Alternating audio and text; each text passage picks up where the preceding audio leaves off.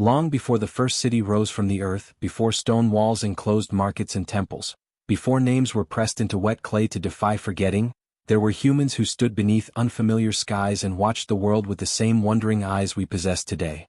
We are told that civilization began a few thousand years ago. That history in any meaningful sense starts with agriculture, with writing, with kings and laws.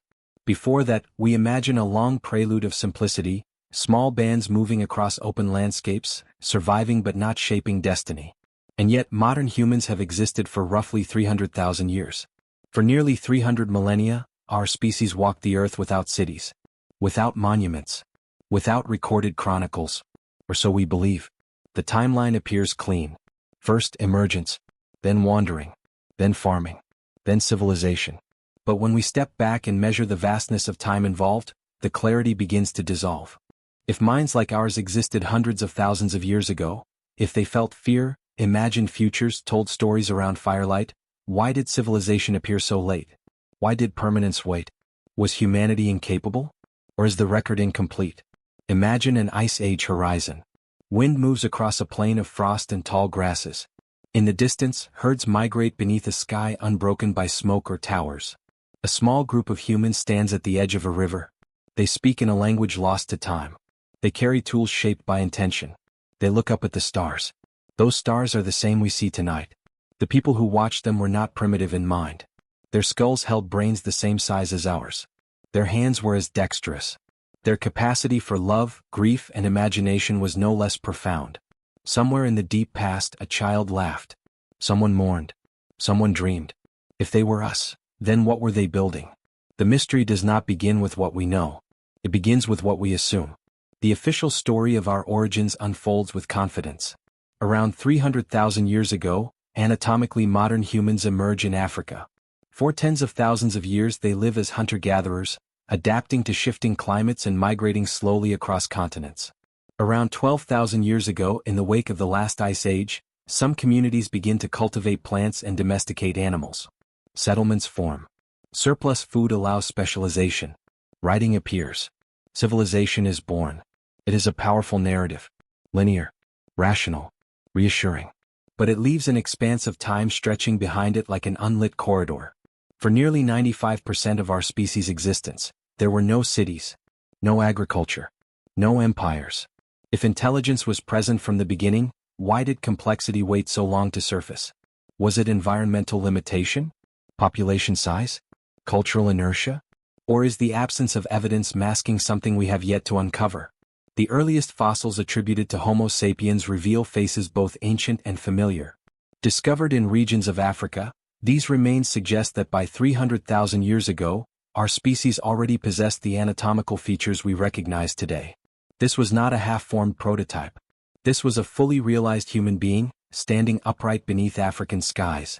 Stone tools from this era show refinement and foresight. A stone blade requires planning. It requires an understanding of material and force. It begins as an idea in the mind before it becomes an object in the hand. The act of shaping stone is the act of imposing imagination onto matter. Over tens of thousands of years, those tools evolved. Techniques were refined and transmitted. Knowledge was shared across generations not through writing, but through demonstration and memory. A parent guiding a child's hands.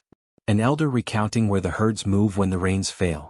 Then, around 70,000 years ago, something appears to intensify. Beads carved from shells. Pigments ground into powder. Engravings etched into stone. In caves deep within Europe and Asia, walls come alive with painted animals. Bison in motion, horses with flared nostrils, lions stalking invisible prey. These images are not hesitant marks. They display perspective, movement, symbolism. The people who painted them possessed imagination as vivid as our own. They buried their dead with care. Some graves contain ornaments or tools, suggesting belief in something beyond immediate survival. Ritual emerges. Symbolism deepens. Culture becomes layered. This period is sometimes described as a cognitive revolution, a flowering of symbolic thought that distinguishes modern humans from those who came before. But whether it was a sudden revolution or a gradual accumulation remains uncertain. What is clear is that by this time humans were capable of abstraction, of myth, of shared belief. They were not waiting to become intelligent. They already were. From Africa, human groups began to expand outward in greater numbers. They crossed into the Middle East, into Asia, into Europe. Eventually they reached Australia, likely by navigating stretches of open water. These journeys required coordination, planning, and courage. Entire communities moved into unknown territories, adapting to new climates and predators. In Europe and parts of Asia, they encountered other human species, Neanderthals among them. For years, Neanderthals were cast as evolutionary dead ends, replaced by the superior Homo sapiens. But evidence has complicated that view. Neanderthals crafted tools, used pigments, and may have engaged in symbolic practices. Genetic studies now reveal that many modern humans carry traces of Neanderthal DNA, evidence of interbreeding. Humanity was not a solitary ascent. It was a network of related beings sharing landscapes and, at times, each other. Yet despite intelligence, despite symbolic culture, despite migration across continents, there were still no cities. Life remained organized around small groups, extended families moving seasonally following food sources. Structures, if built, were temporary. Materials were organic: wood, hide, fiber. Time erases such things easily. What survives in the archaeological record is biased toward stone and bone. The perishable world of early humanity has largely vanished. And so the first chapter of our story unfolds in fragments. We see hunters crafting blades beside rivers now altered beyond recognition. We see artists descending into caves lit only by firelight. We see burials arranged with tenderness. We see migration routes traced by scattered artifacts across vast distances. What we do not see are cities. For hundreds of thousands of years, humanity lived without the architectural permanence that defines civilization in our minds. Perhaps they did not need it. Perhaps mobility was strength, not limitation. The Earth was unpredictable, glacial cycles advanced and retreated, climates shifted dramatically. To remain flexible may have been wiser than to build in stone. But as the last ice age tightened its grip on the planet, ice sheets expanded across northern continents. Sea levels fell, exposing immense coastal plains. These new lands would have been rich in resources, ideal for settlement. And when the climate began to warm, those same lands would have disappeared beneath rising seas. If early communities had established more permanent settlements along ancient coastlines, their remains would now rest underwater, beyond easy reach. The absence of visible ruins does not necessarily mean the absence of structured life. The official beginning of civilization remains anchored around 12,000 years ago, when agriculture began to anchor communities to the soil. But before that threshold, in the long twilight of the Paleolithic, humans were already thinkers, creators, and survivors. The mystery is not whether they were intelligent.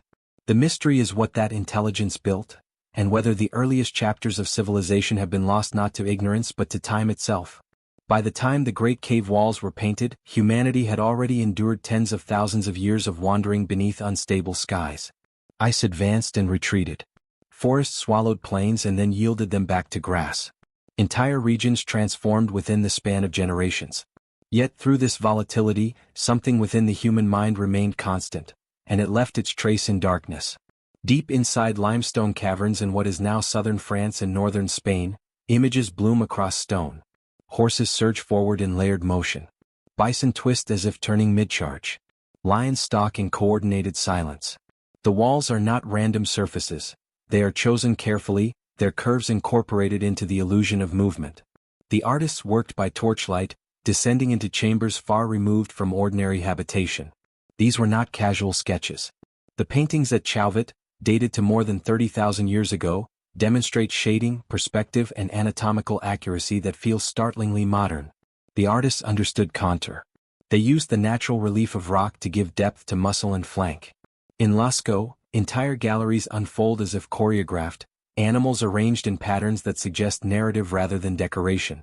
What compelled people to enter the earth and mark its walls in this way? Hunting magic has been proposed. Shamanic trance. Clan identity. Instruction for the young. Each explanation carries plausibility, yet none fully captures the atmosphere these spaces evoke. The caves feel intentional, sanctified perhaps. Places set apart from daily life. To paint an animal in such detail is to observe it deeply. To render it with motion is to hold it in the mind long enough to translate vision into line. This is not the work of a fleeting intelligence. It is sustained attention. It is imagination given form.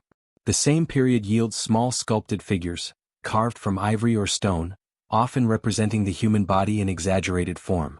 Some emphasize fertility, Others remain ambiguous in purpose. They are portable, intimate.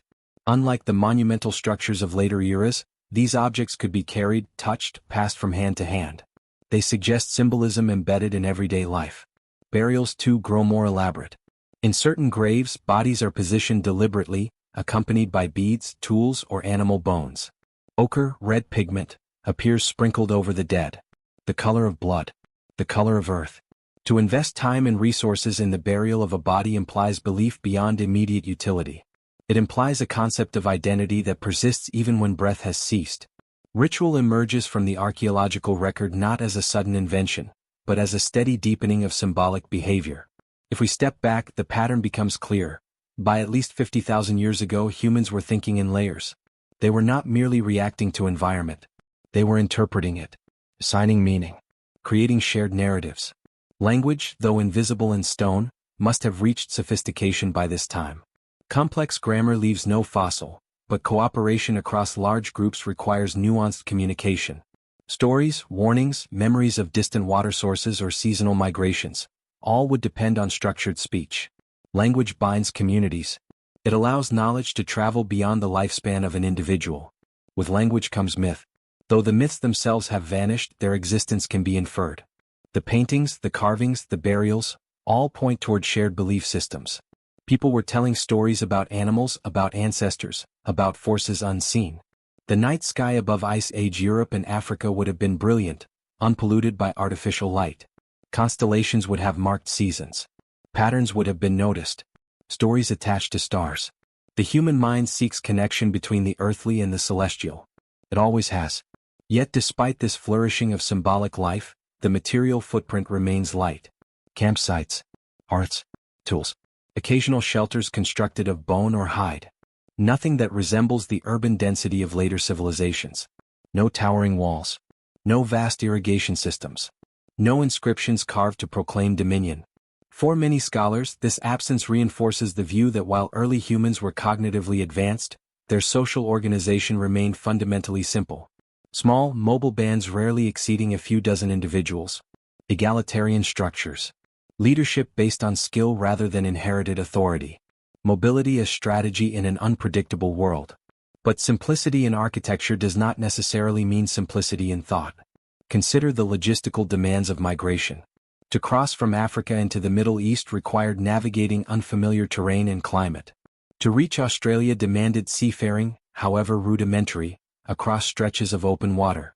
These journeys suggest planning beyond the immediate horizon. They imply mental maps, collective memory of routes, perhaps even rudimentary watercraft technology. The archaeological record hints at this complexity, but only faintly. A cluster of stone tools here. A genetic marker there. The rest is inferred. Around 70,000 years ago, humanity may have faced a severe bottleneck. The eruption of the Toba supervolcano in present-day Indonesia is thought to have been one of the largest volcanic events in the last 2 million years. Ash spread across vast regions. Temperatures may have dropped significantly. Some genetic studies suggest that human populations shrank dramatically around this period, though the scale of impact remains debated. If a bottleneck occurred, it would have reduced diversity, leaving a smaller surviving population to repopulate the planet. Survivors would have carried with them the knowledge and stories of their ancestors, compressed through crisis. Catastrophe shapes culture. And yet humanity endured. By 40,000 years ago, humans occupied Europe alongside Neanderthals. They crafted tools with increasing specialization, blades designed for specific tasks, bone needles that suggest tailored clothing, perhaps necessary for survival in cold climates. Art continued to flourish. Musical instruments carved from bone appear, hinting at soundscapes long vanished. Music leaves no fossil imprint, yet its presence is almost certain. Rhythm binds communities. Song encodes memory. A melody can travel farther than stone. What emerges from this deep chapter of human history is not the image of a primitive being awaiting enlightenment.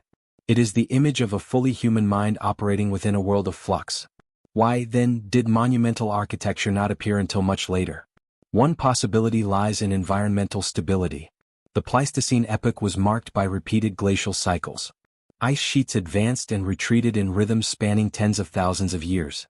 In such a volatile climate, mobility may have been essential. Investing heavily in permanent structures would have been risky if landscapes could transform within generations. Only with the relative climatic stability of the Holocene, beginning around 11,700 years ago, did conditions become predictably warm and wet enough in certain regions to sustain agriculture reliably. Stability invites settlement. Settlement invites architecture. But this explanation, while persuasive, may not account for everything. Göbekli Tepe, constructed just as the last glacial period ended, stands as a reminder that complexity can precede farming. Massive T-shaped pillars arranged in circular enclosures, carved with animals and abstract symbols, suggest organized labor and shared cosmology. The builders were still primarily foragers. They gathered wild grains rather than cultivating them extensively. What social structures enabled such coordination? If hunter-gatherers could assemble in large numbers to erect monumental sites, perhaps the line between simple and complex societies is less rigid than once imagined. Moreover, the archaeological record is uneven. Regions such as tropical rainforests or submerged coastal plains are underrepresented due to preservation challenges. Entire chapters of human activity may have unfolded in places where organic materials decayed rapidly or where rising seas later obscured evidence. During the height of the last ice age, sea levels were dramatically lower. Vast stretches of what is now continental shelf were dry land. These areas would have been ecologically rich: estuaries, river deltas, coastal plains teeming with life. Humans, adaptable and opportunistic, would likely have inhabited such regions. When glaciers melted, those lands disappeared. If early experiments in semi-sedentary life occurred along ancient shorelines, their remnants may now lie beneath meters of water and sediment. Underwater archaeology is still developing, and only small portions of submerged landscapes have been systematically explored. The possibility remains, not as proof but as question, that the earliest hints of structured community might have arisen earlier than currently documented. Chapter 2 of our story, then, is not about absence. It is about capacity.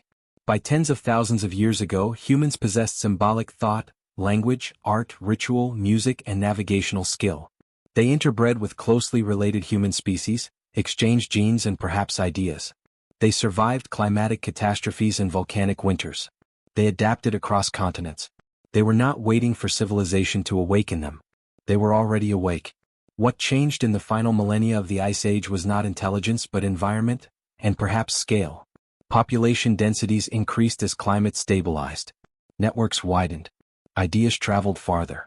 When cultivation began, it may not have been an invention born of ignorance, but an innovation emerging from long experimentation with plants in regions where wild grains grew densely. The seeds of agriculture may have been planted not in ignorance, but in knowledge accumulated across generations. And beneath that knowledge lies a deeper uncertainty.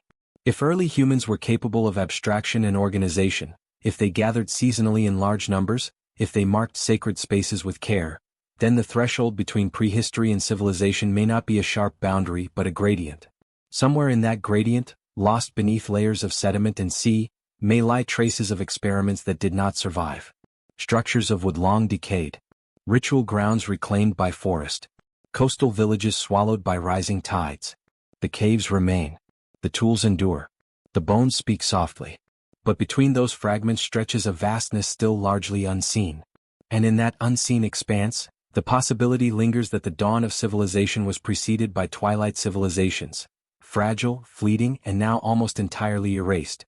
As the last great ice sheets loosened their grip on the northern hemisphere, the world entered a period of transition. Glaciers retreated, rivers swelled with meltwater, and landscapes long buried beneath frost emerged into light. Forests advanced into once barren ground. Herds altered their migratory paths. For the humans who had endured millennia of cold instability, the earth itself seemed to be reshaping its skin. It was in this fragile interval, between the ending of the Ice Age and the full arrival of the warm Holocene, that something unexpected appeared. On a limestone ridge in what is now southeastern Turkey, pillars of stone were raised in deliberate circles. They were not small. Some towered over 5 meters high, weighing many tons. Their surfaces were carved with animals, foxes, boars, vultures, serpents, rendered in relief with confident precision. At the center of each circular enclosure stood 2 larger pillars, facing inward as if engaged in silent dialogue. The site would come to be known as Göbekli Tepe. Its age unsettled assumptions from the moment it was carefully excavated. Radiocarbon dating placed its earliest layers at around 11,600 years ago, just after the Younger Dryas cold period ended. This predates the widespread adoption of agriculture in the region. The builders, according to conventional classification, were still hunter-gatherers. And yet they organized labor on a monumental scale. The stone was quarried nearby, shaped with stone tools, transported and erected upright. The circular enclosures required planning, coordination, and sustained effort. Such undertakings suggest not merely a temporary camp, but a focal point, a place of gathering. No evidence of permanent domestic dwellings dominates the site's earliest layers. Instead, what emerges is the impression of ritual space. The carvings are not decorative in a casual sense. They seem symbolic, perhaps mythic. The animals depicted are powerful, sometimes dangerous. They are not simply prey species. They appear elevated, central. Why would mobile foragers invest so much energy in constructing something so enduring? One hypothesis proposes that Göbekli Tepe functioned as a ceremonial center where dispersed groups met periodically. In times of environmental fluctuation, such gatherings might have strengthened alliances, facilitated exchange, and reinforced shared cosmology. Ritual could have been the glue binding otherwise scattered populations. If so, then social complexity did not wait for agriculture. It may have preceded it. This possibility alters the direction of causality. For generations, it was assumed that farming created surplus. Surplus enabled specialization, and specialization led to monumental architecture and religious hierarchy. But Göbekli Tepe suggests that organized belief, and perhaps competition between groups, might have driven the desire to gather and build. Agriculture could have followed as a practical response to sustaining larger congregations. The pillars themselves are enigmatic.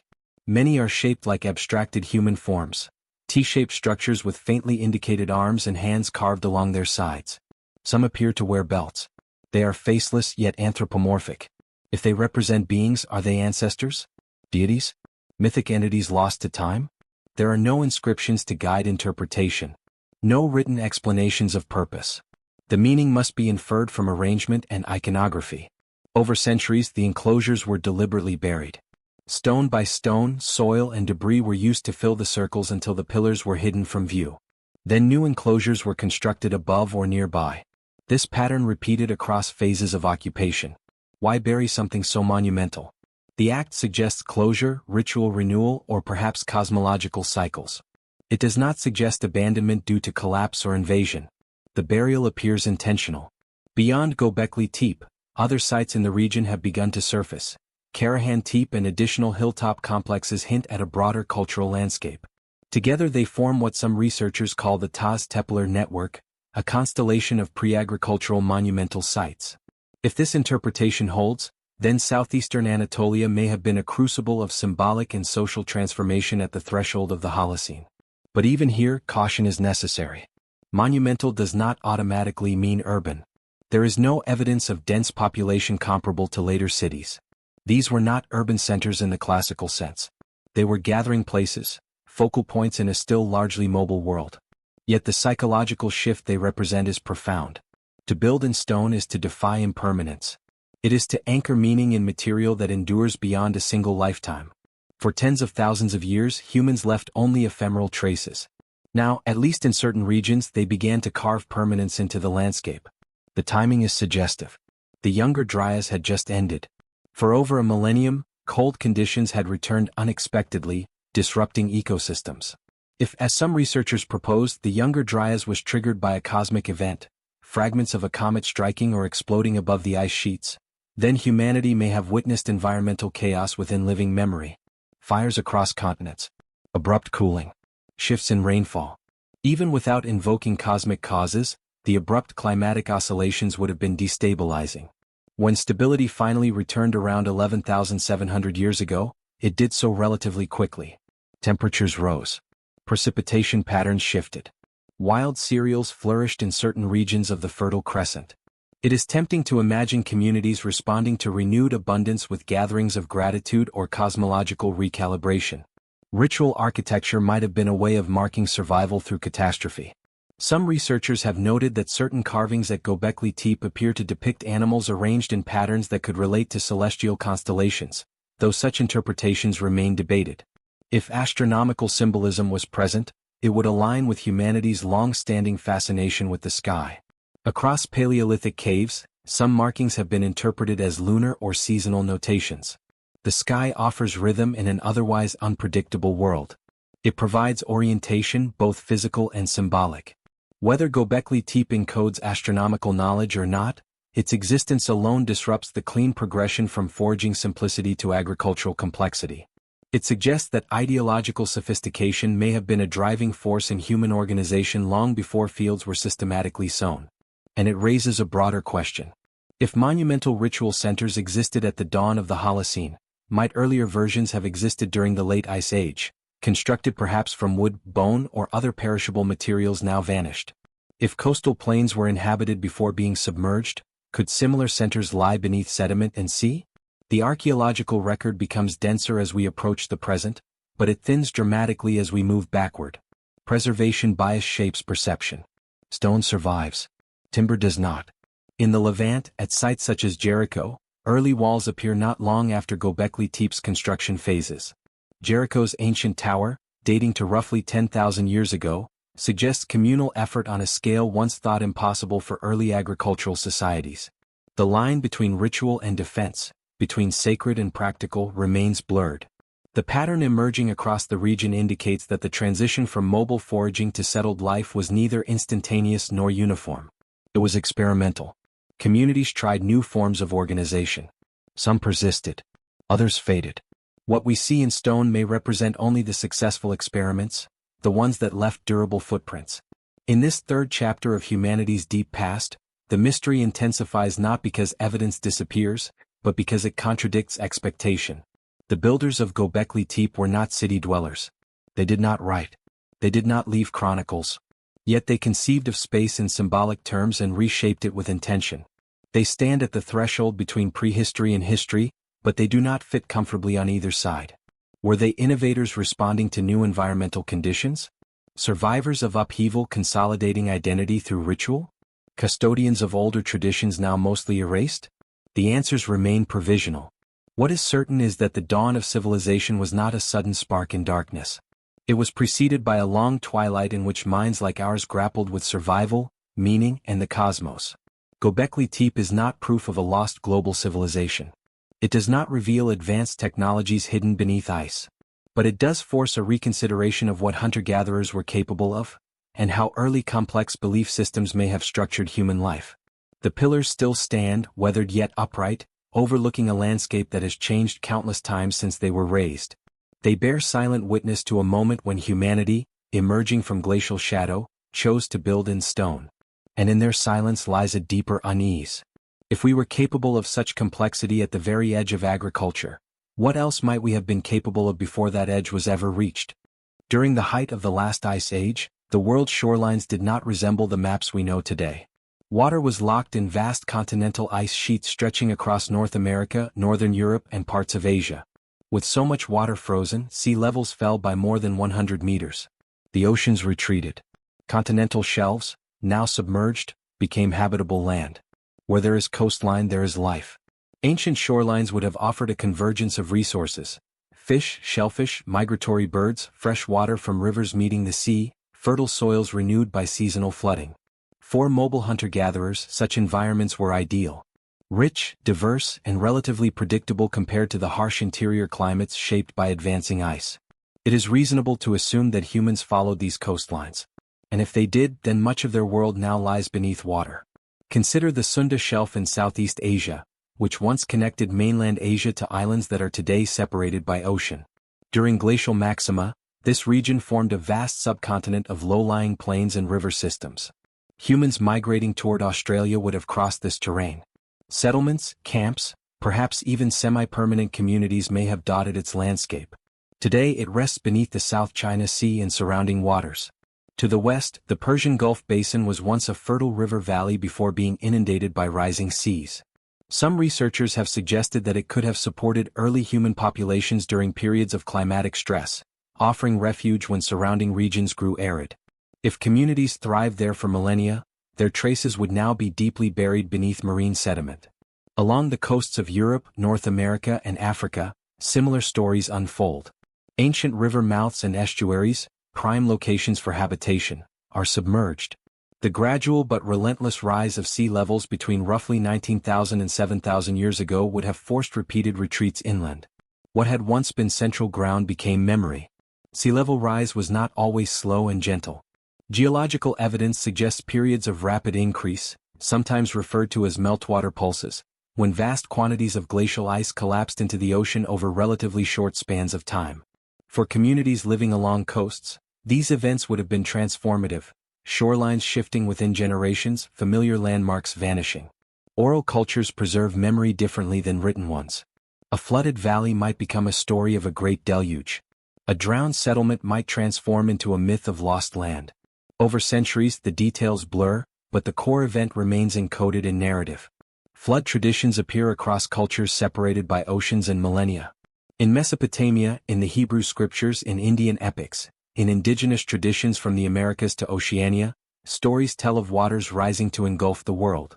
These accounts differ in detail and theological framing, yet they share a central image: destruction by water, followed by survival and renewal. Such convergence does not prove a single global catastrophe. It does, however, align with the known reality of post-glacial sea level rise, a slow but inexorable transformation of coastal worlds. The archaeological challenge is immense. Underwater archaeology is technically demanding and relatively young compared to terrestrial excavation. Visibility is limited. Sediment shifts. Organic remains decay rapidly in dynamic marine environments. Even when structures are located, dating them precisely can be difficult. And yet there are hints. Off the coast of India, near the Gulf of Khambhat, sonar surveys have revealed geometric patterns on the seafloor that some have interpreted as possible man-made structures. Critics caution that natural formations can mimic regularity and that claims must be rigorously verified. The debate underscores a broader tension. Distinguishing between natural geology and human construction beneath layers of sediment and water is inherently complex. In Japan, near the island of Yonaguni, a massive underwater rock formation has sparked similar controversy.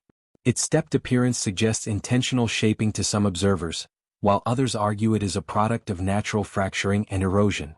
The truth remains contested, illustrating how easily hope and skepticism can collide when evidence lies obscured. Beyond specific sites, the broader reality remains uncontroversial. Vast areas once inhabited by Ice Age humans are now submerged. The absence of known coastal settlements older than a certain date may reflect not their non-existence, but our limited access. On land, preservation is already selective. Organic materials, wooden posts, woven textiles, reed structures, rarely survive beyond a few thousand years except in exceptional conditions. Stone endures. Fired clay persists. But much of early human construction would have relied on perishable materials. If coastal communities built dwellings from timber and fiber, if they shaped ritual spaces from earth and wood, the ocean's advance would have erased them almost completely. The question becomes less about proving a lost civilization and more about acknowledging the incompleteness of the record. Human groups during the late Pleistocene were not uniformly scattered and isolated. Seasonal aggregation sites, places where multiple bands gathered during resource-rich periods, are documented in some regions. Such gatherings imply social networks extending beyond immediate family groups. Information, mates, technologies, and stories would have circulated along these networks. Where resources were abundant year-round, perhaps near stable coastal ecosystems, more continuous settlement might have emerged. The distinction between mobile foraging and sedentary life may have been fluid rather than absolute. Climate oscillations would have repeatedly disrupted these patterns. During colder phases, regions may have become inhospitable, forcing dispersal. During warmer intervals, populations may have expanded again. Each cycle would reshape social organization. The end of the Ice Age was not a singular event, but a process unfolding over millennia. As ice sheets melted, new lakes formed behind glacial dams. When those dams failed, torrents of freshwater surged across landscapes, carving channels and flooding plains. Entire ecosystems were rearranged. For people living within these environments, stability would have been rare. If experimental forms of proto-settlement arose during warmer interludes, subsequent cold snaps or floods could have dismantled them. Archaeology tends to preserve continuity better than disruption. Long-lived sites leave layered deposits. Short-lived experiments may leave only scattered traces, easily overlooked. Even on land, the earliest known settlements cluster in certain regions. The Levant, parts of Anatolia, areas where wild cereals grew abundantly. This geographic concentration may reflect both environmental opportunity and research focus. Other regions remain underexplored, their archaeological potential vast. As sea levels approached modern heights around 7,000 years ago, coastlines stabilized. What had once been shifting boundaries became fixed. Only then could long-term coastal cities emerge with relative security. But by that time humanity had already endured thousands of years of inundation. It is conceivable that memories of drowned lands persisted in myth and ritual. The Sumerian king list speaks of kingship descending from heaven before a flood and returning after. The Epic of Gilgamesh recounts a hero seeking immortality from a flood survivor. In the Indian tradition, Manu survives a deluge warned by a divine fish. In countless other narratives, waters rise and recede, leaving humanity altered. These stories need not describe literal global submergence to hold historical resonance. They may echo cumulative experiences, rivers swelling beyond memory, seas creeping inland, storms reshaping coasts. When viewed through this lens, Chapter 4 of humanity's story becomes one of erasure. Not annihilation but obscuration. The Earth is an active participant in history. It builds and it buries. It preserves selectively and destroys without intent. The record of early humanity is filtered through geological processes indifferent to our need for clarity. To stand on a modern shoreline is to stand above ancient landscapes. Beneath the waves lie river valleys once walked by human feet. Beneath layers of sediment may rest hearts whose ashes have long since dispersed. We cannot yet map those drowned worlds in detail. Technology advances, sonar imaging, submersible vehicles, sediment coring, but the task is vast. In the meantime, the absence of early coastal cities in our textbooks should not be mistaken for certainty that none existed in nascent form. What may have existed could have been modest, organic, and vulnerable, communities experimenting with continuity in places later claimed by the sea. The rise of agriculture and urban life in the Holocene may represent not the first impulse toward settlement, but the first that survived in a stable climate long enough to flourish. Beneath the waters, history remains patient. And somewhere within that submerged silence may lie chapters of the human story that complicate the idea that civilization emerged only once, and only recently. Just as the world seemed to be warming toward stability, the climate faltered.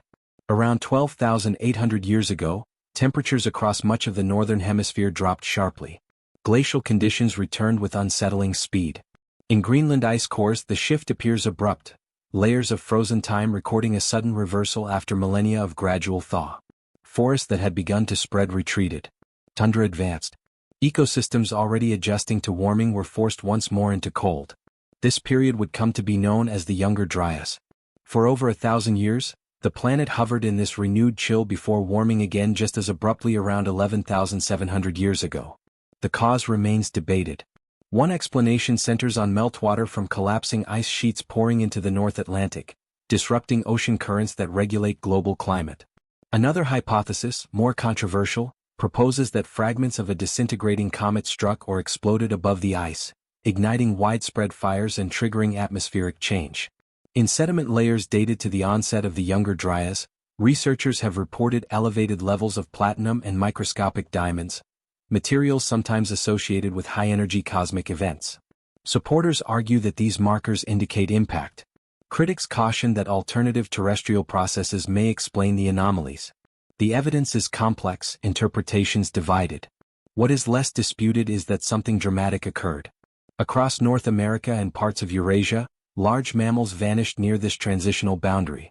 Mammoths, mastodons, giant sloths, saber-toothed cats, creatures that had roamed Ice Age landscapes for millennia, disappeared within a relatively short span. Human hunting likely played a role in some extinctions. Climate stress may have compounded the pressure. Whether cosmic debris contributed remains uncertain. For human communities, the Younger Dryas would have been destabilizing. Imagine a generation raised during warming, watching ice retreat and vegetation expand. Then within a lifetime, colder conditions return. Resources shift. Migration routes alter. The familiar becomes unreliable. Societies adapted to one set of conditions must rapidly recalibrate. Such disruptions leave few direct traces in stone, yet they reverberate through subsistence patterns. Archaeological layers show changes in toolkits, shifts in settlement locations, adaptations in hunting strategies. These are the quiet signatures of survival under stress. In the Levant, the Natufian culture, often cited as among the first to experiment with semi-sedentary life, occupied regions of the eastern Mediterranean during the late Ice Age. Some Natufian communities appear to have built more permanent dwellings than earlier foragers, returning to the same sites seasonally. They harvested wild cereals intensively, perhaps even cultivating them in limited ways. Then the Younger Dryas intervened. As conditions cooled and dried, some Natufian settlements were abandoned. Mobility may have increased once more. Only after the climate stabilized at the beginning of the Holocene did agriculture take firmer root in the region. The pattern suggests that environmental stability is not merely background to cultural change, it is catalyst. But catastrophe also has another dimension: memory. If a cosmic event did contribute to the Younger Dryas, its effects would have been dramatic. Fires across landscapes, shockwaves, sudden darkness from atmospheric dust. Even without an extraterrestrial trigger, abrupt cooling and ecological collapse would have been experienced as upheaval on a scale difficult to comprehend. Oral cultures encode trauma in narrative. Across continents, stories tell of fire from the sky, of suns that changed course, of darkness that lasted longer than expected. Some indigenous traditions in North America speak of worlds destroyed and remade. In Australia, certain Aboriginal stories describe ancient coastlines now submerged, suggesting memory stretching back thousands of years to times when seas were lower. It is tempting to align such stories directly with specific geological events. Yet caution is essential. Myth is not meteorology. Symbolism transforms experience into layered meaning. Still, it would be remarkable if repeated climatic and environmental shocks left no imprint on collective memory. The Younger Dryas sits at a threshold in human history. Just before it, some communities were experimenting with more settled patterns of life. Just after it, monumental construction at sites like Göbekli Tepe begins. Soon thereafter, agriculture spreads more decisively across parts of the Near East. Was this sequence coincidence? Or did surviving communities respond to catastrophe with intensified ritual and social cohesion? If climatic instability shattered existing networks, rebuilding them may have required renewed symbolic frameworks. Shared ceremonies could reaffirm identity in uncertain times. Gathering at monumental sites might serve not only spiritual needs but practical coordination across dispersed groups. The idea that catastrophe can accelerate cultural transformation is not new. Throughout history, crises have reshaped societies. The collapse of ecosystems forces innovation. Scarcity drives cooperation, or conflict. In the archaeological record, we see hints of adaptation rather than collapse. Tools shift. Settlement patterns adjust. Cultural continuity persists through change. Yet there is also silence. If there had been experimental forms of settlement along vulnerable coastlines before the Younger Dryas, they would have faced compounded threats. Sudden cooling, altered precipitation, and eventually rising seas as the climate warmed again. Fragile infrastructures could have failed. Knowledge preserved orally might have fragmented as populations dispersed. The possibility does not require advanced technology or lost empires. It requires only human communities attempting stability in unstable times. As the Younger Dryas ended and the Holocene began, warming resumed with striking speed. Within decades, perhaps even within a single generation, temperatures in Greenland rose dramatically. Glaciers retreated once more. Sea levels continued their long ascent. For survivors, this would have been yet another shift in a lifetime defined by environmental uncertainty. It is in the aftermath of this turbulence that we see the rapid consolidation of agricultural societies. In regions where wild grains grew densely, cultivation intensified. Domesticated plants and animals began to anchor communities more permanently. Population densities increased. Social hierarchies emerged. Some scholars argue that agriculture was not an immediate improvement in quality of life. Skeletal evidence suggests early farmers experienced nutritional stress compared to their foraging predecessors. Yet farming allowed larger populations to be sustained in fixed areas. It altered the balance between mobility and permanence.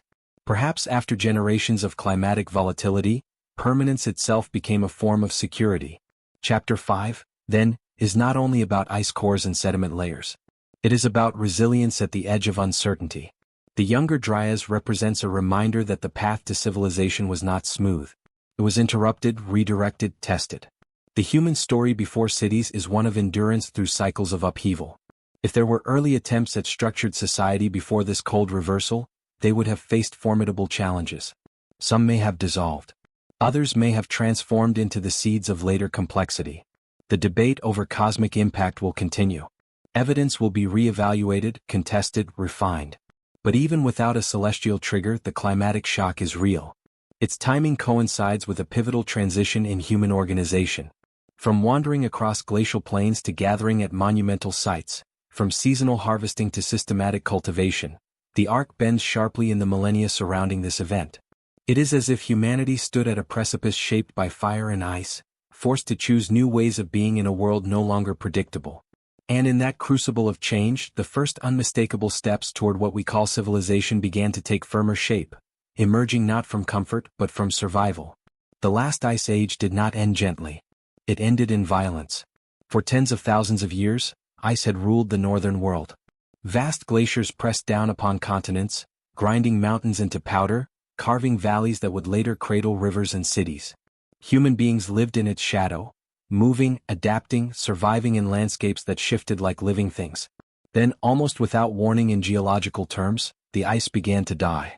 Around 12,000 years ago, the planet lurched into warmth. Glaciers retreated. Sea levels rose.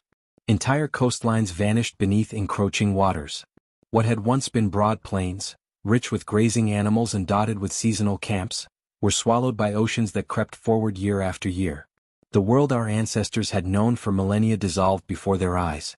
The end of the Ice Age is often described as a climatic transition. But to those who lived through it, it would have felt like catastrophe. We see the traces of that upheaval in ice cores pulled from Greenland, in sediment layers buried beneath ancient lakes, in the chemical whispers trapped in coral reefs. The data reveals abrupt pulses of warming and cooling, sudden shifts that unfolded within decades, perhaps even within the span of a single human life. One of these episodes, known as the Younger Dryas, brought an unexpected return to near-glacial conditions after warming had already begun. Then just as abruptly it ended. What caused such instability remains debated. Some propose massive freshwater surges disrupting ocean currents. Others suggest atmospheric feedback loops spiraling out of balance. There are even more controversial hypotheses, ideas of cosmic impacts or celestial debris igniting wildfires across continents. None are universally accepted. Yet the pattern remains, the climate convulsed. For small bands of hunter-gatherers, such convulsions were not abstract phenomena. They were immediate threats. Reindeer migration routes shifted. Plant distributions changed. Lakes expanded and shrank. Familiar territories transformed into unfamiliar terrain. Survival required constant recalibration. Communities fragmented or merged. Knowledge passed down from elders lost relevance in landscapes no longer recognizable. And still humanity endured. In the Near East, in a region that would later be called the Fertile Crescent, something remarkable occurred during this time of climatic turbulence. Groups of hunter-gatherers began to experiment with a different relationship to land. They gathered wild cereals, barley and wheat, and returned to the same locations season after season. They constructed semi-permanent structures. They buried their dead beneath the floors of dwellings. Sites such as Jericho and Abu Huraira reveal early attempts at settlement before the full domestication of plants. It was not yet agriculture in the strict sense, but it was a shift in rhythm, a slow turning toward rootedness. Why here? Why then? Some argue that environmental pressure forced innovation. As resources became unpredictable, intensifying the management of certain plants may have provided stability. Others suggest that social factors played a greater role, that ritual gatherings, feasting, and the desire for communal identity encouraged people to remain in fixed places. The stones at Göbekli Tepe rise from this same horizon of time. Massive pillars carved with animals, arranged in circular enclosures, constructed by people who, according to conventional classification, were still hunter-gatherers. No evidence of permanent agriculture has been found there in its earliest phases. And yet the architecture required coordination, planning, and sustained labor. It complicates the narrative that agriculture came first and complexity followed. At Göbekli Tepe, complexity appears to precede cultivation. Perhaps the pressures of a changing climate did more than threaten survival. Perhaps they unsettled cosmologies. When the sky itself seemed unstable, when cold returned after warmth, when waters rose, when familiar stars shifted in seasonal relation, did human beings seek new forms of meaning? Myths from many cultures speak of floods. Stories of worlds destroyed and remade. In Mesopotamia, later texts would recount a great deluge sent by the gods. In distant traditions across the globe, similar themes echo: rising waters, chosen survivors, a new beginning after catastrophe. It is tempting to draw straight lines between Ice Age sea level rise and these narratives. But caution is required. Oral traditions evolve. Memory transforms. Yet it is equally difficult to dismiss the possibility that real events, shorelines disappearing, settlements lost, left deep psychological imprints. Consider the coastlines now submerged beneath the Persian Gulf, the Mediterranean, the Black Sea. Vast tracts of habitable land lie underwater, their archaeological records inaccessible. Entire chapters of human experience may rest beneath sediments we have barely begun to explore. If rising seas erased evidence, then our understanding of early human settlement is necessarily incomplete. We build histories on surviving fragments, unaware of what has been taken. There is also the question of population. Genetic studies suggest that human groups expanded during periods of climatic improvement. As environments grew more hospitable, numbers increased. With increased population came new tensions, competition for resources, negotiation of territory, the need for clearer social structures.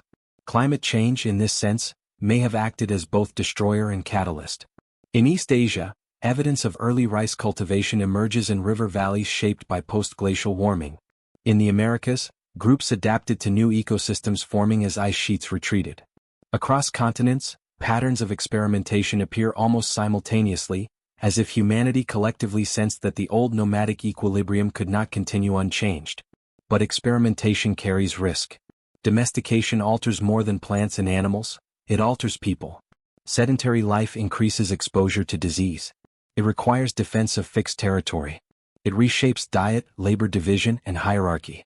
Why would communities embrace such burdens unless compelled by forces difficult to perceive from our distance? Was it necessity? Ambition? Spiritual transformation? Or a combination too complex to untangle? The Younger Dryas ended around 11,700 years ago. Warmth returned decisively. The Holocene began, a climatic stability that would cradle the rise of what we later call civilization. Yet that stability itself may have been fragile, a brief calm between extremes. Those who survived the final throes of the Ice Age stepped into a new world. Forests expanded where tundra once stretched. Rivers changed course. Animals that had defined human subsistence for generations, mammoths, woolly rhinoceroses, giant ground sloths, disappeared. Their extinction remains another unresolved question. Overhunting? Climate stress? A synergy of both? In losing these megafauna, humans lost not only food sources but elements of symbolic identity. Cave art from earlier eras had immortalized these creatures on stone walls. Their absence would have altered imagination itself. Standing at the threshold of the Holocene, humanity faced an unfamiliar horizon. The sky was warmer. The seas higher. The herds fewer. The land reshaped. And somewhere within this reshaped world, the first irreversible steps toward agriculture were taken. Not as a triumphant invention. Not as a sudden enlightenment. But as a series of decisions made under pressure. Decisions whose consequences would echo for millennia. The end of the Ice Age did not simply close a chapter of prehistory. It destabilized the foundations upon which all previous human existence had rested. In that instability lay both loss and possibility. What we call civilization would emerge from this crucible. But the crucible itself, its violence, its unpredictability, its hidden scars, remains only partially understood. The ice withdrew. The waters rose. The climate convulsed. And in the wake of that turmoil, early humans began to shape a different relationship with the earth. One that would bind them to soil, to settlement, and eventually to systems far more rigid than the wandering lives of their ancestors. Yet beneath those new foundations, the memory of catastrophe lingered. Perhaps it still does. Time did not move evenly for early humanity. It expanded and contracted with the rhythm of survival. After the climate stabilized into the early Holocene, the world did not become peaceful. It became dense. Forests thickened across Eurasia.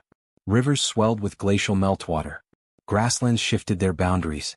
What had once been open tundra became tangled woodland. The animals people had followed for generations retreated or vanished. In their place came smaller game, new plant ecologies, new challenges. Adaptation now required intimacy with place. In regions of the Levant, in Anatolia, along the Nile Valley, and across the Zagros foothills, communities began to anchor themselves to specific landscapes with increasing permanence. Circular houses became rectangular. Storage pits deepened. Grinding stones multiplied. The soil itself started to bear the imprint of repeated use. But permanence introduced vulnerability. To remain in one place meant to defend it. It meant investing labor into land that could be taken. It meant relying on harvest cycles that could fail. And so, as settlements grew more stable, they also grew more tense. Archaeological layers from certain early villages reveal evidence of conflict. Skeletal remains show signs of trauma, embedded projectile points, fractures that healed badly, cranial injuries consistent with interpersonal violence. These are not yet the organized wars of later states, but they hint at a world where territory had begun to matter in new ways. With territory came boundaries. With boundaries came identity. Burial practices shift during this period. At sites like Jericho, skulls were removed from bodies, plastered and modeled with care. Eyes were inlaid with shells. The dead were not simply disposed of, they were curated. Ancestors were displayed, remembered, perhaps invoked. Was this reverence or was it politics? Ancestors legitimize claims. To say, "We belong here," is stronger when the bones of forebears rest beneath the floor. Memory becomes material. Land becomes lineage. Ritual spaces grew more elaborate. Even after the great enclosures of Göbekli Tepe were intentionally buried, new ceremonial centers appeared elsewhere. In southeastern Anatolia and northern Mesopotamia, architecture suggests gatherings larger than what small villages alone could sustain. Something was binding communities beyond simple subsistence. And yet, agriculture was still experimental. The domestication of wheat and barley did not occur overnight. For generations, people harvested wild varieties, gradually selecting seeds that were easier to thresh, less prone to shattering, more predictable. The genetic transformation of these plants is detectable in charred grains recovered from ancient hearths. It is a slow mutation, a quiet collaboration between human intention and biological response. Animals followed a similar path. Goats and sheep show morphological changes over time. Smaller horns, altered bone structures, signs of managed breeding. The line between hunting and herding blurred before it hardened. But domestication also altered human bodies. Skeletal evidence reveals changes in stature and health. Early agricultural communities often display shorter average heights compared to their foraging predecessors. Dental caries increase, likely due to carbohydrate-rich diets. Signs of nutritional stress appear in bones. Sedentary life brought population growth, but it also brought disease and inequality. The question lingers, why persist? If early farming produced physical hardship, why did it not collapse under its own burdens? One possibility is demographic momentum. Once populations grew beyond what hunting and gathering alone could sustain in a given territory, returning to a purely nomadic existence may have been impossible. Another possibility is psychological transformation. To cultivate a field is to invest in the future. To plant seeds is to believe in continuity. This shift in temporal perception, from immediate survival to delayed reward, marks a profound cognitive reorientation. Human beings began to measure time not only in seasons but in anticipated harvests. Calendrical awareness sharpened. Observations of solstices, equinoxes, lunar cycles, already present in earlier cultures, took on agricultural urgency. The sky became a clock. Monumental alignments in some early sites suggest astronomical attention. Whether these were precise observatories or symbolic orientations remains debated. Yet the impulse to map the heavens onto the earth intensified. Order in the sky promised predictability on land. But order was fragile. Climatic stability during the early Holocene was not absolute. Regional droughts punctuated otherwise temperate centuries. Evidence from lake cores and pollen samples indicates fluctuations that would have strained harvest-dependent communities. In some regions, settlements were abandoned abruptly. One such episode around 8,200 years ago, a sudden cooling event linked to glacial meltwater disruptions, left detectable traces across the northern hemisphere. Temperatures dropped. Rainfall patterns shifted. Crops would have failed in vulnerable zones. Communities that had tethered themselves to fixed locations faced stark choices: adapt, migrate, or collapse. Migration did occur. Agricultural knowledge spread outward from its early centers into Europe, into the Indus Valley, into North Africa. But how this spread occurred remains contested. Was it primarily diffusion of ideas, local foragers adopting cultivation from neighbors? Or was it demic expansion, farming populations physically moving, displacing or intermingling with hunter-gatherers? Genetic studies suggest a complex mosaic. In some areas, early farmers appear genetically distinct from preceding inhabitants, implying movement. In others, blending is evident. The story is not singular. What is consistent is that farming did not advance as a smooth, inevitable wave. It stalled. It retreated. It adapted to local ecologies. In certain regions of Europe, for example, hunter-gatherer lifeways persisted alongside farming for centuries, perhaps millennia. This coexistence hints at tension, not necessarily violent but cultural. Different ways of being human occupied the same landscapes. One rooted, one mobile. One increasingly hierarchical, one more fluid. Hierarchy itself leaves subtle marks. Variation in burial goods suggests emerging inequality. Some individuals are interred with ornaments, tools, or symbolic objects far exceeding those of others. Social differentiation, once minimal in small bands, begins to stratify. Leadership shifts from situational to structural. Storage of surplus grants power to those who control it. Coordination of irrigation or communal construction elevates certain figures. Ritual authority may merge with economic oversight. The seeds of institutional power germinate long before cities rise. Yet in this era, everything remains in formation. No walls yet dominate vast plains. No kings inscribe their names into stone. The transformation is incremental, almost invisible within a single lifetime. And still, beneath these developments, an older memory lingers. The memory of instability, of a world that can change abruptly. Flood narratives continue to echo across regions. In later Mesopotamian texts, a great deluge wipes humanity from the earth, sparing only a chosen few. Whether these myths preserve distant recollections of post-glacial sea level rise or later riverine catastrophes is uncertain. But the recurrence of destruction and renewal themes suggests deep cultural anxiety about environmental fragility. To farm is to gamble against nature. To build is to assume permanence in a world that has proven otherwise.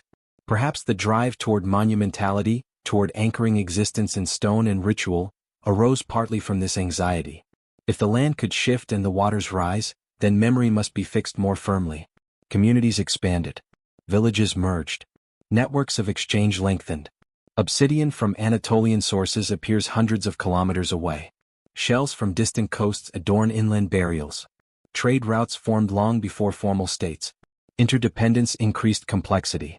Complexity increased risk. A failed harvest in one region could ripple through exchange networks. Resource scarcity could ignite conflict. Ideological differences could harden into hostility. The quiet revolution of agriculture was not a simple ascent. It was a tightening web. By the close of this era, humanity stood on the brink of something irreversible. The foundations of sedentary life, surplus production, social hierarchy, and long-distance trade had been laid. The environment had stabilized enough to support expansion, but it retained the capacity for disruption. The wandering world of Paleolithic ancestors had narrowed into territories, fields, villages. Identity became tied not only to kin but to land and structure. The earth was no longer solely traversed. It was claimed. And in that act of claiming, a new tension entered human existence. A tension between mobility and permanence, between adaptation and control. The next transformation would build upon this tension. But for now, the early farmers lived in a world balanced between memory of ice and anticipation of harvest, between ancestral skulls beneath their floors and stars turning silently above their fields. They were no longer merely surviving the earth. They were beginning to shape it. And in shaping it, they were reshaping themselves in ways they could not yet foresee. There is a moment in the archaeological record when villages begin to feel crowded. Structures multiply. Houses press against one another. Pathways narrow. Storage rooms expand. The quiet geometry of early settlements gives way to density. It is not yet a city, but it is no longer a scattering of huts on open land. Something is compressing human life inward. In places like Catalhoyuk, dwellings are built wall to wall, entered through roofs. Movement occurs across a continuous surface of packed earth and plastered clay. The dead are buried beneath living spaces. Ritual paintings cover interior walls, wild bulls, abstract forms, human figures and scenes that resist simple interpretation. There are no obvious palaces. No clear royal tombs. No towering central temple dominating the horizon. Yet the scale is undeniable. Thousands may have lived here over generations. What binds them? The absence of overt hierarchy in some early large settlements has puzzled researchers. If there was leadership, it left little architectural trace. If there was governance, it was subtle. Power, if present, may have operated through ritual consensus rather than coercive display. But this equilibrium did not persist everywhere. As agriculture spread into the river valleys of Mesopotamia, Egypt, the Indus, and beyond, new challenges emerged. Rivers flood unpredictably. Irrigation requires coordination. Water must be channeled, fields leveled, canals maintained. The scale of labor increases beyond what a single household can manage. Organization becomes necessity. In southern Mesopotamia, small farming communities clustered along the Tigris and Euphrates began to interlink through shared irrigation systems. Control of water meant control of survival. Those who directed labor, who decided when canals were dug or fields were opened, acquired influence. Temples appear in the record before kings. Elevated platforms support sacred structures dedicated to deities whose names would later be preserved in cuneiform tablets. These temples were not only religious centers, they were economic hubs. Grain was stored there. Redistribution was organized there. Offerings flowed inward, rations flowed outward. The sacred and the administrative intertwined. Writing, when it first emerges in this region, is not epic poetry. It is accounting. Clay tablets record quantities of barley, numbers of livestock, allocations of beer. Symbols pressed into wet clay represent transactions, obligations, labor quotas. The earliest script is a tool of management. What had begun as scattered experiments in cultivation had, over millennia, generated a web of dependency so intricate that memory alone could no longer sustain it. Records were required. Abstraction was required. Authority was required. And yet, beneath this growth lies a shadow. As settlements expanded, so did inequality. Burials begin to diverge dramatically in wealth. Some individuals are interred with elaborate goods, ornaments of gold and lapis lazuli, finely crafted tools, ceremonial objects. Others lie with little more than the earth around them. Walls appear around cities. The purpose of these walls is debated. Protection from floods? From wild animals? Or from other human communities? Evidence of organized warfare grows clearer in later layers. Fortifications reinforced, weapons standardized, depictions of captives bound in procession. Conflict scales upward alongside cooperation. In Egypt, along the Nile's predictable floods, early chiefdoms coalesced into unified authority. Monumental architecture rose in stone and mud brick. Tombs grew larger, more elaborate. Kingship emerged as a divine institution. The ruler was no longer merely first among equals but intermediary between heaven and earth. Myth and governance fused. Across the Indus Valley, urban centers like Mohenjo-Daro and Harappa displayed remarkable planning, grid-like streets, standardized bricks, advanced drainage systems. Yet here too the visible face of power is enigmatic. There are no massive statues of conquering kings. No deciphered inscriptions proclaiming dominance.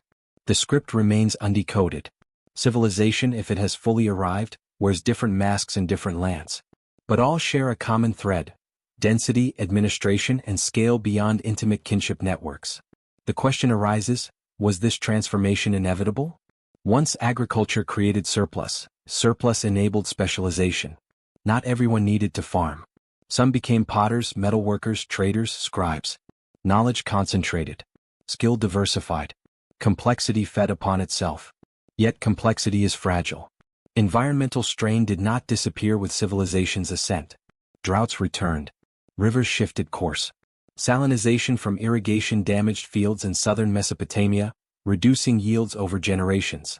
Evidence suggests that ecological mismanagement contributed to decline in certain regions. The first cities may have sown the seeds of their own vulnerability. In the Indus Valley, urban centers were eventually abandoned.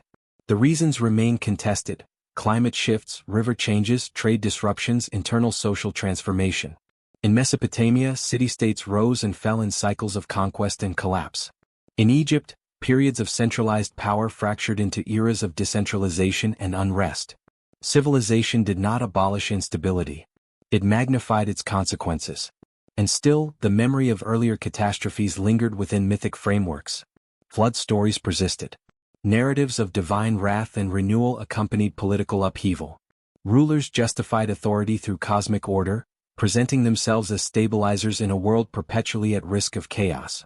Perhaps civilization was, in part, an attempt to impose structure upon a planet that had once convulsed violently. The Ice Age had ended thousands of years earlier, yet its lesson, that climates shift, that waters rise, that landscapes transform, may have been encoded in cultural consciousness. Building in stone, writing on clay, erecting walls, these acts carry an undercurrent of defiance against impermanence. But permanence is illusion. Archaeological strata reveal cycles: construction, expansion, abandonment, erosion.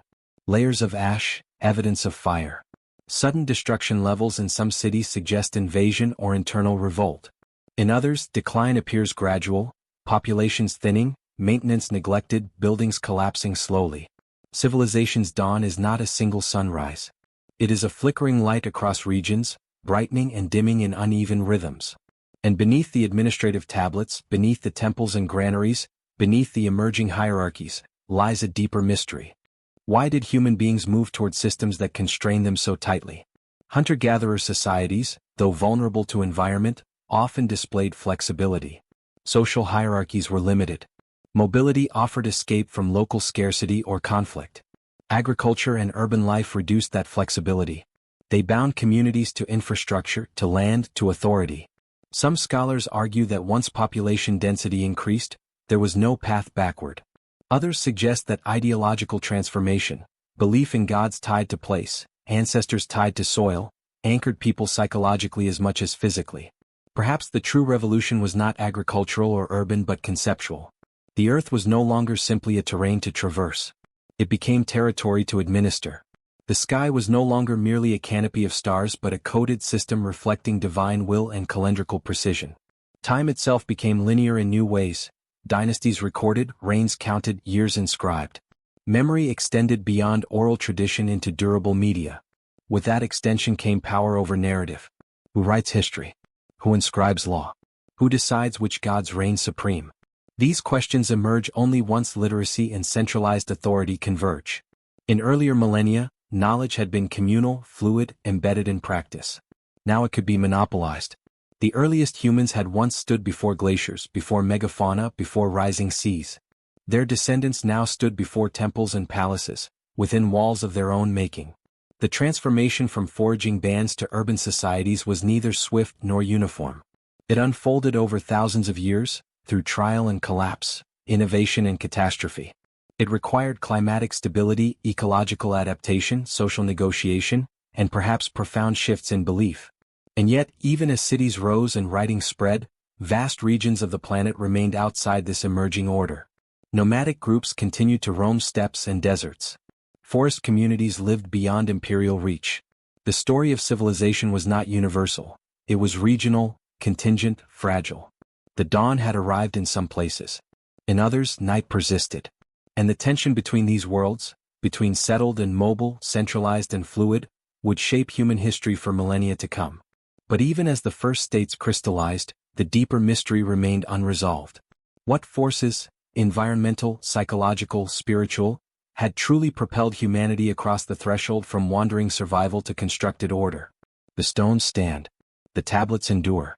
The walls leave shadows across excavated ground. Yet the origin of the impulse behind them remains elusive. Civilization appears in the record as architecture and inscription. But its birth, like the end of the ice age that preceded it, may lie in subtler transformations, fears unrecorded, ambitions unnamed, choices made under pressures we can only partially reconstruct. The dawn is visible. The reasons for its light are still obscured.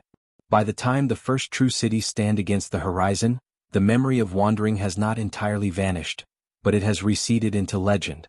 Civilization now possesses weight. Stone walls define its boundaries. Irrigation canals cut deliberate lines across floodplains. Administrative tablets accumulate in storerooms. Names of rulers begin to echo through generations. The human world has thickened. And yet, beneath this solidity, tremors persist. In Mesopotamia, city-states compete for dominance. Uruk expands, its temples towering above surrounding settlements. Trade routes stretch outward, carrying grain, textiles, and crafted goods in exchange for stone, timber, metals. Resources scarce in the alluvial south. Influence radiates across distances once traversed only by seasonal bands. But competition sharpens. Conflicts between cities leave scars in the archaeological record.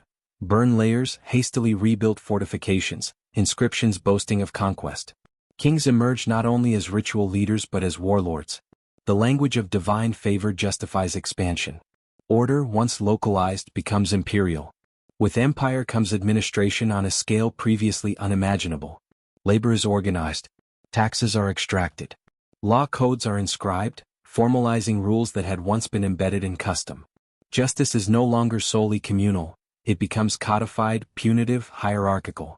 The human relationship to authority transforms.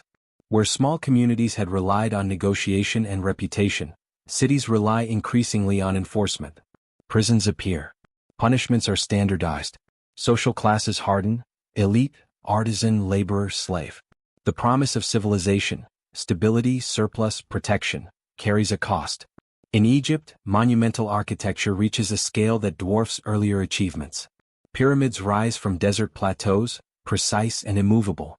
These structures are not merely tombs, they are declarations of cosmic order. The pharaoh is no longer simply ruler but embodiment of divine continuity. The Nile's annual flood is interpreted through ritual and myth, its rhythm intertwined with the legitimacy of kingship. And yet even here, cracks emerge. Periods of centralized power give way to fragmentation.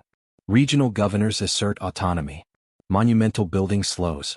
Climatic shifts, perhaps slight reductions in Nile flooding, may contribute to famine and unrest.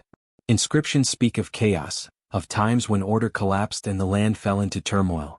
Civilization, it seems, does not abolish vulnerability. It concentrates it. In the Indus Valley, urban sophistication reaches extraordinary levels. Standardized weights, expansive trade networks reaching Mesopotamia, urban planning that suggests collective oversight. Yet the script remains undeciphered, its symbols silent. The absence of decipherment is itself a mystery.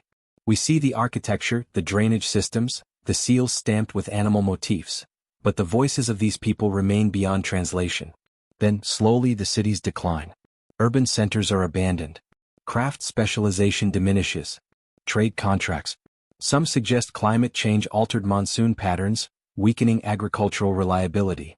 Others propose shifts in river courses disrupted settlement viability. There is little evidence of violent destruction. Instead, there is dispersal. A civilization fades without spectacle.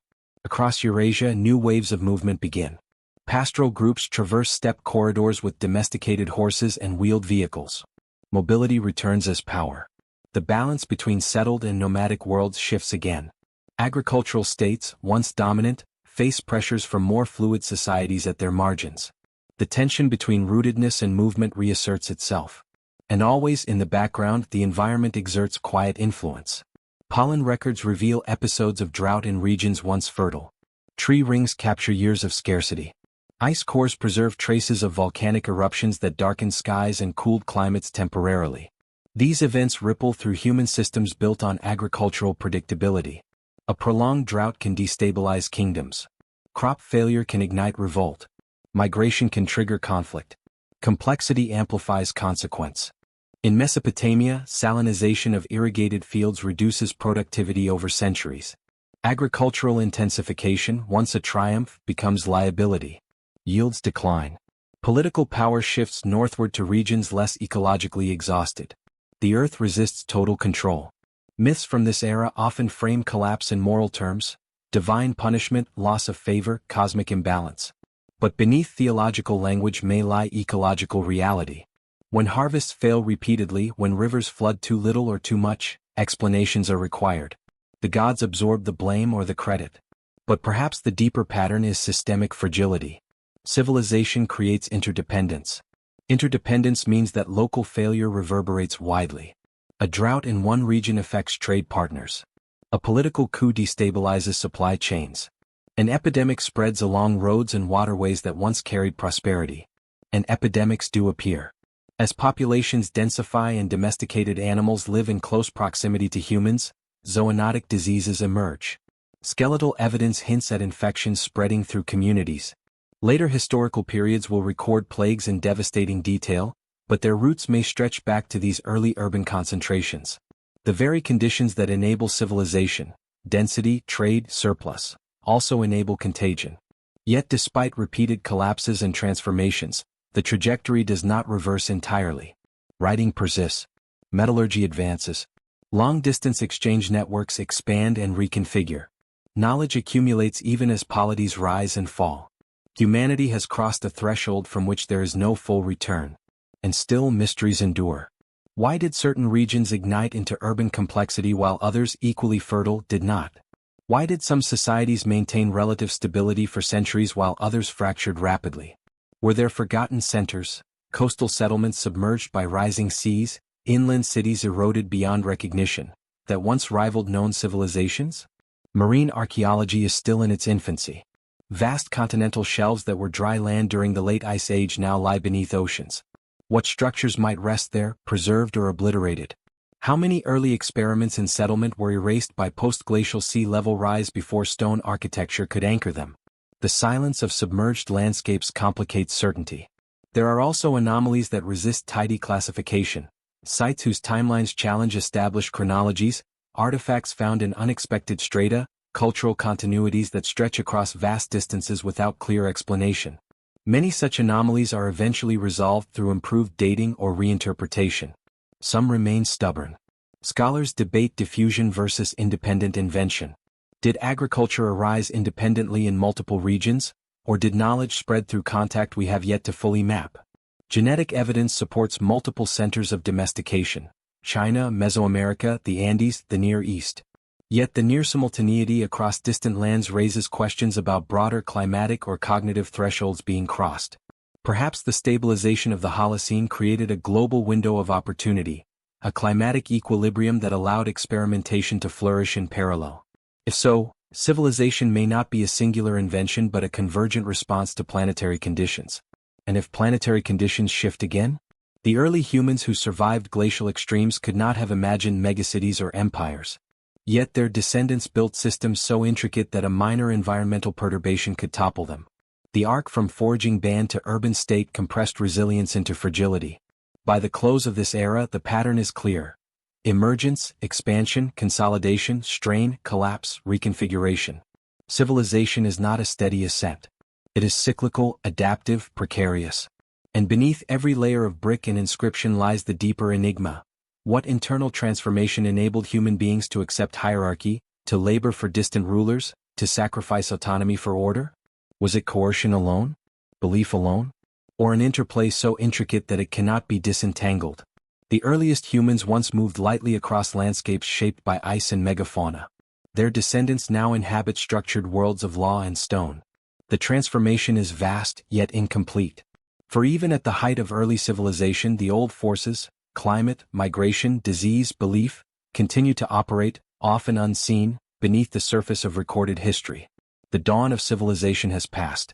But its foundations remain unstable, its origins still shadowed by gaps in the record, submerged coastlines, undeciphered scripts, and myths that may conceal memories older than any surviving city.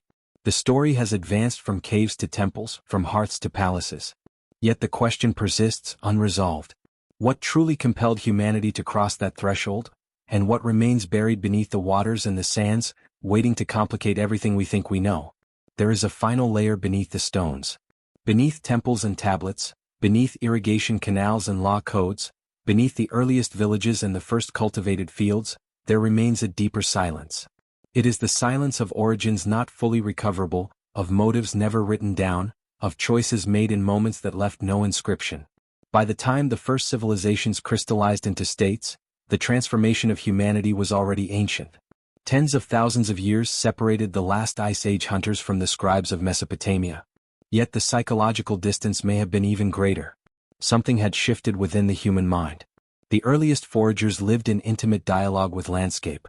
Survival required attunement to subtle environmental signals: animal tracks, seasonal blooms, shifting winds.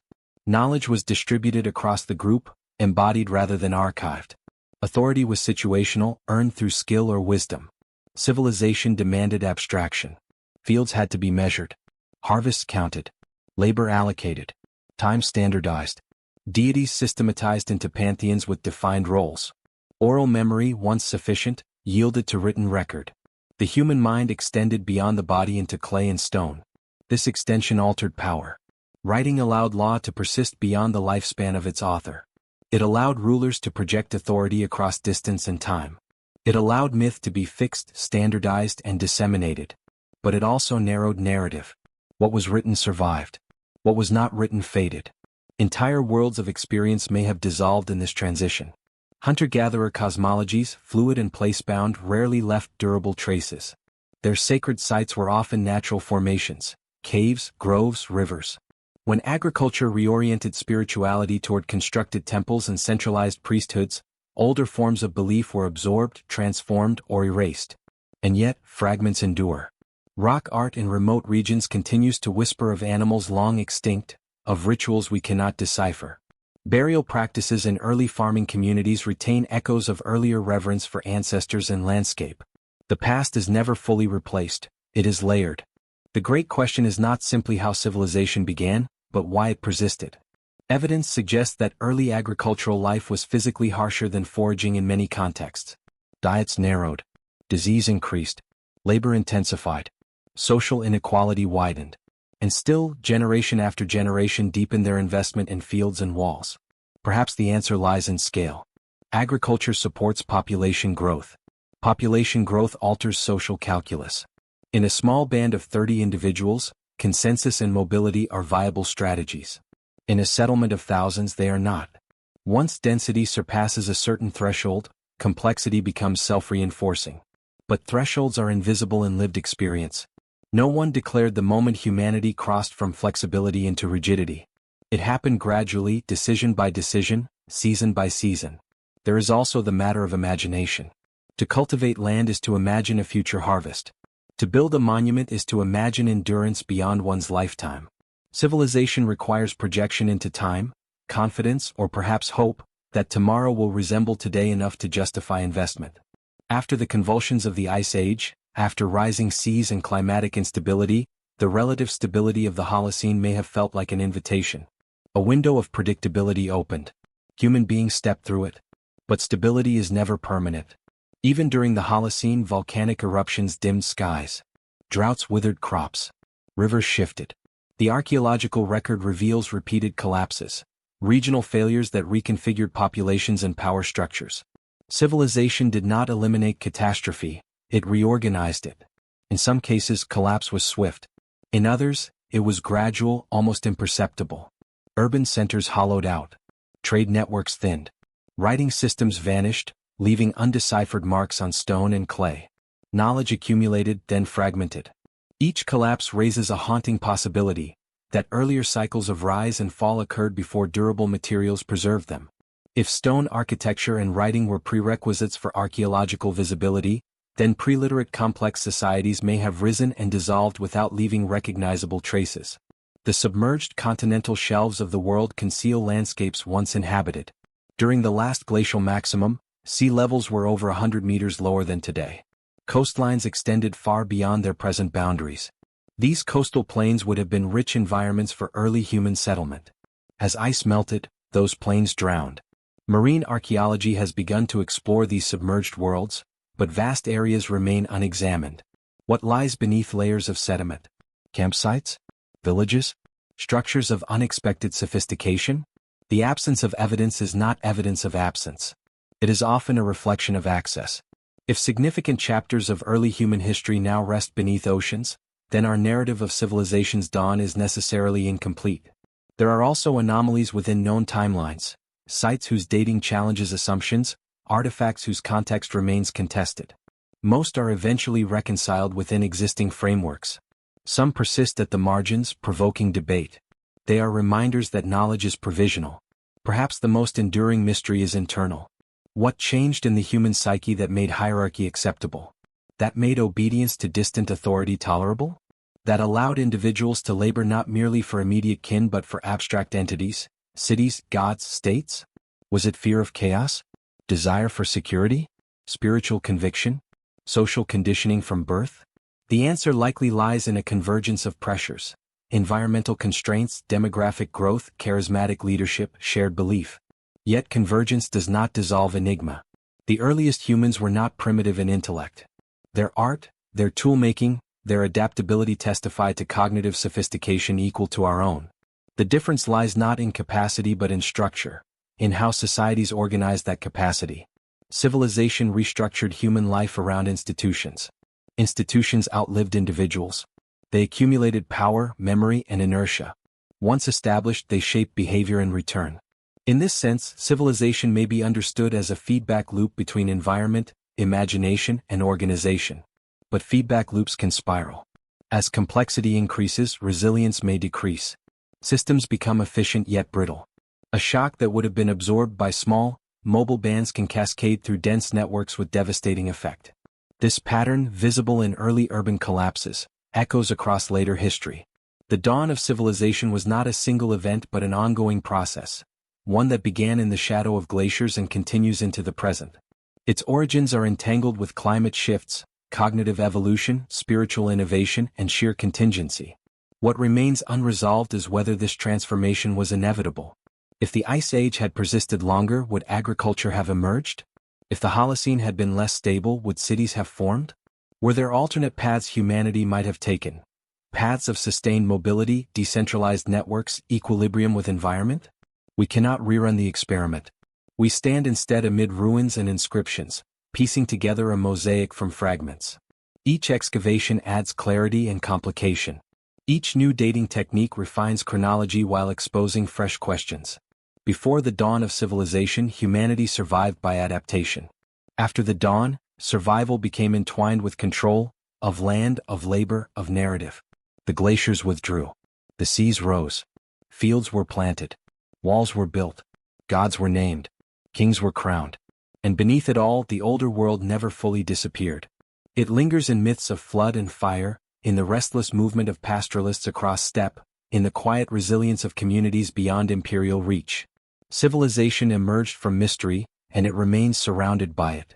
The earliest humans walked across landscapes we can scarcely reconstruct. Their descendants erected cities whose ruins we still struggle to interpret. Between those two worlds lies a transformation so vast that it feels both miraculous and unsettling. We see its monuments. We read its tablets. Yet the deepest turning point, the moment when humanity chose permanence over wandering, hierarchy over fluidity, inscription over memory, remains hidden in the folds of deep time. And perhaps it always will. There comes a point in every civilization when it begins to believe in its own permanence. Walls thicken. Temples rise higher. Scripts grow more refined. Calendars become precise. The rhythms of planting and harvest synchronize with celestial observation. Authority feels ordained, anchored not only in law but in the architecture of the cosmos itself. And yet, permanence is the most fragile illusion of all. By the late Bronze Age, vast interconnected systems stretched across the eastern Mediterranean and Near East. Kingdoms exchanged goods, diplomats, and royal marriages. Tin from distant lands combined with copper to produce bronze, the metal that armed warriors and adorned elites. Merchant ships moved along coasts. Letters written on clay tablets crossed deserts and seas. For the first time, large regions of the known world were economically interdependent. This interdependence created wealth. It also created vulnerability. Around the end of the second millennium BCE, something ruptured this network. Cities burned. Trade routes collapsed. Empires fractured. Inscriptions from Egypt speak of invaders from the sea. Archaeological layers revealed destruction across Anatolia, the Levant, and parts of Greece.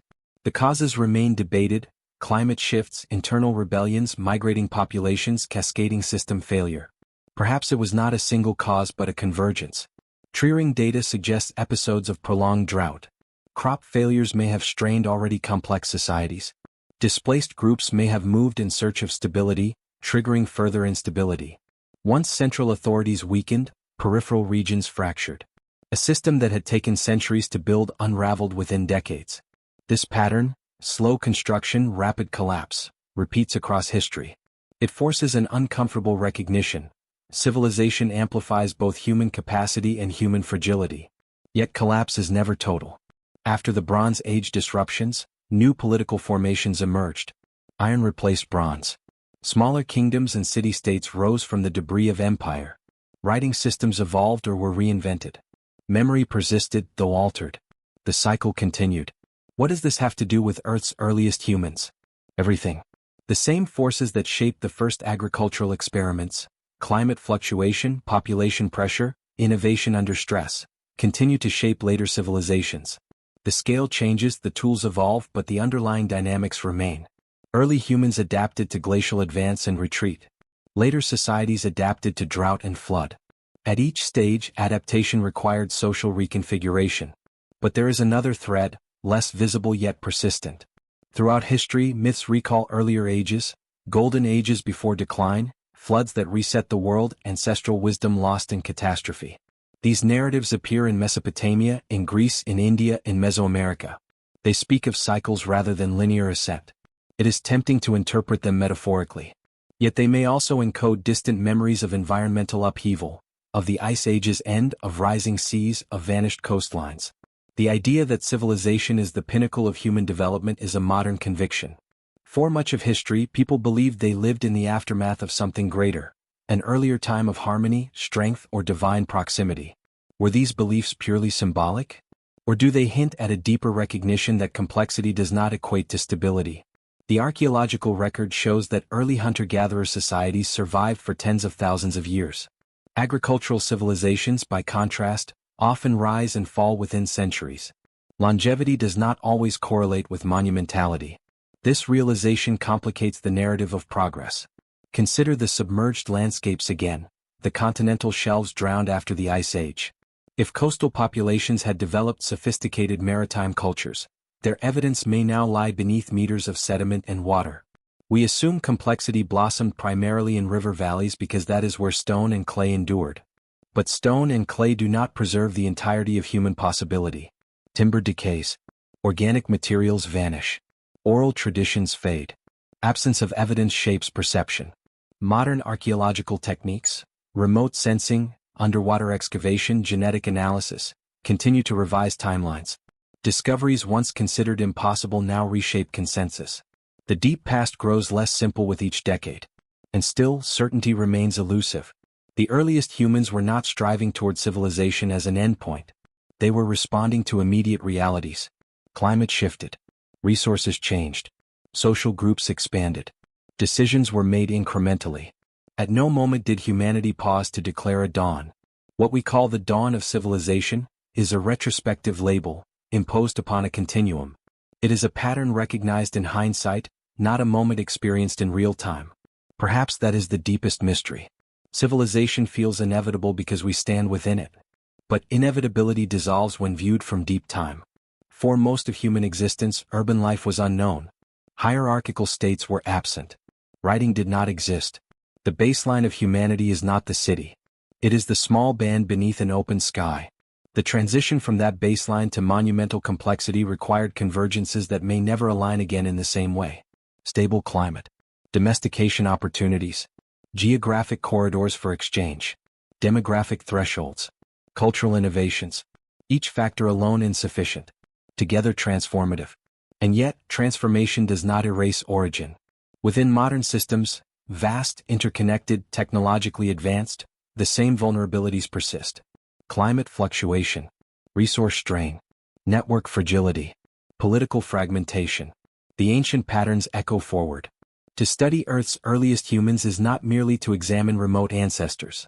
It is to confront foundational dynamics that continue to shape us. Adaptation, innovation, overreach, collapse, renewal. The stones of early cities testify to ambition. The buried layers beneath them testify to impermanence. Some mysteries may never be resolved. Submerged coastlines may remain inaccessible. Scripts may resist decipherment. Motives may remain speculative. But the pattern remains visible across millennia, humanity oscillating between mobility and rootedness, between equality and hierarchy, between resilience and fragility. Before the dawn of civilization, early humans walked across landscapes transformed by ice and fire. After the dawn, their descendants constructed worlds of law and monument. Both worlds required ingenuity. Both faced forces beyond complete control. The question is not only how civilization began. It is whether its beginning was a departure from humanity's natural equilibrium, or simply another adaptation in a long, unfinished experiment. The answer lies somewhere between the bones of hunter-gatherers and the ruins of empires, between submerged plains and desert pyramids, between myth and sediment core. And as long as new discoveries continue to emerge from earth and sea, the dawn will remain partly obscured, its light refracted through layers of time, its true origin still suspended between certainty and shadow. In the deepest strata of human memory there is no city. There is wind over grassland. There is the crack of ice shifting across a frozen horizon. There is the low murmur of a small group gathered around firelight, faces illuminated against vast darkness. For most of our species' existence, this was the human condition. Mobile, adaptive, bound more to season than to structure. Civilization is recent. Measured against 200,000 years of anatomically modern humanity, the span of cities, states, and written law occupies only the thinnest sliver of time. And yet that sliver has come to define how we understand ourselves. We speak of prehistory as if it were absence. In truth, it is immensity. Before the first fields were planted, before the first bricks were fired, human beings crossed continents, navigated coastlines, survived volcanic winters and glacial maxima. They crafted tools of remarkable precision. They created art in caves whose pigments still glow in the dark. They buried their dead with care. Nothing about them was incomplete. What changed was not intelligence but orientation. The end of the Ice Age opened corridors. Retreating glaciers revealed new lands. Rising seas reshaped coastlines. Forests advanced. The planet entered a relatively stable climatic phase that lasted long enough for agriculture to take hold in multiple regions. Stability became opportunity. Opportunity became investment. Once investment began, once seeds were planted deliberately, once herds were managed, once structures were built to endure, the trajectory shifted. Human beings tethered themselves to place. They altered ecosystems intentionally. They restructured social bonds around territory and surplus. And with that tethering came acceleration. Population expanded. Specialization intensified. Belief systems formalized. Authority centralized. Writing externalized memory. The human experiment moved from adaptation within nature to manipulation of it. Yet beneath that manipulation lies a paradox. Civilization appears powerful, capable of shaping rivers, erecting monuments, codifying law. But it is exquisitely sensitive to disruption. A prolonged drought, a shifting river, a series of failed harvests can destabilize systems built over centuries. The earliest humans endured extreme climate variability without walls or granaries. Their mobility was resilience. Their scale was flexibility. Civilization traded flexibility for density. That trade allowed unprecedented achievement. It also introduced systemic risk. Across millennia we observe cycles. Innovation, consolidation, expansion, strain, fragmentation. Each cycle leaves remnants, ruins, texts, myths. Each cycle obscures what preceded it. The origins of civilization remain layered in uncertainty because much of what mattered left no durable trace. The emotional calculus of early farmers, the fear of hunger, the hope of surplus, the anxiety of territorial defense, cannot be excavated directly. We infer from bones, from pollen, from shards of pottery. We reconstruct motives from fragments. There are questions that may never yield definitive answers. Why did agriculture emerge in certain river valleys and not others with similar potential? Why did some early settlements maintain relative equality while others stratified rapidly? Were there complex societies that developed along now submerged coastlines, erased by rising seas before stone and writing could immortalize them? The ocean floor guards secrets. So do deserts, where shifting sands conceal foundations not yet uncovered. So do jungles, where vegetation reclaims abandoned cities and masks them for centuries. Each new discovery has the power to recalibrate timelines, to challenge assumptions, to widen mystery rather than resolve it. The story of Earth's earliest humans is not a straight line from ignorance to enlightenment. It is a web of adaptations responding to pressures both visible and invisible. Climate set boundaries. Geography shaped possibility. Biology constrained and enabled. Imagination bridged gaps. Civilization did not arrive fully formed. It coalesced slowly from countless local experiments, some successful, others forgotten. It required convergence, stable climate windows, domesticable species, demographic thresholds, cultural transmission.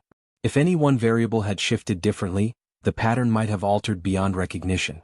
This recognition unsettles the notion of inevitability. The dawn of civilization was not destiny. It was contingency. Human beings could have remained predominantly mobile for far longer had environmental conditions discouraged sedentism. They could have developed alternate social configurations we can scarcely imagine.